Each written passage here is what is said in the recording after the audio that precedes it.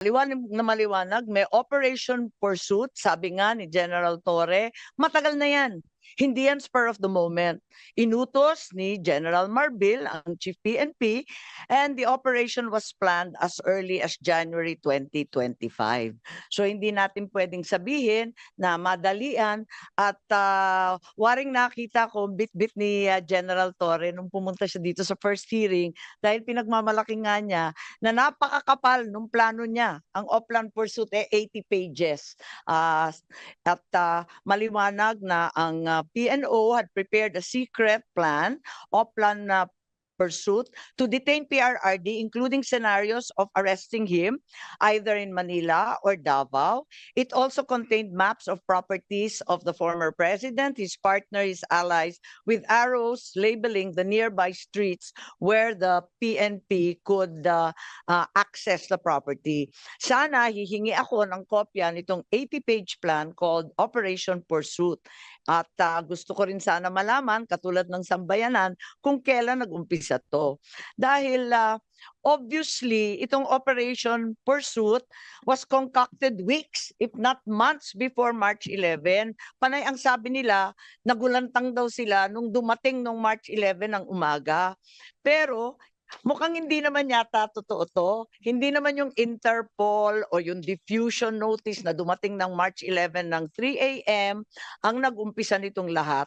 Kundi, nung nakaraang taon pa, Mayo pa lang, klarong-klaro na. Madam Chair, may I move that this committee issue a subpoena duces tecum to the PNP to produce that document? Madam Chair, before you rule on that, did the cabinet secretaries also submit already the whole video? Kasi they said last time Putol.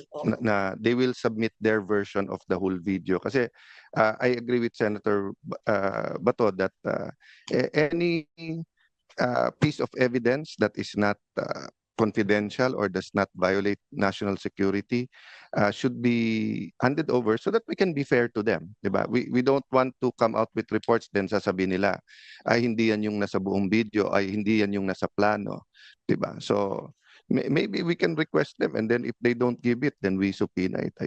But I submit to you, Madam Chair. Yes, I'm in full agreement with both our senators, and certainly the comment that there was no plan until they received the Interpol warrant or diffusion order is highly doubtful. Pati yung New York Times, alam yung balita tungkol sa plano. Bakit tayo walang maibigay na plano sa ating komite? Pagkatapos yung complete video na hinahanap ni Senator Cayetana, tama po kayo. Hanggang ngayon, hindi pa nabigay. Pero baka kasi kasama sa 80-page plan yung paghuli kay Senator Bato. So hindi talaga pwedeng ibigay muna sa atin. Senator Bato, anong comment nyo dan?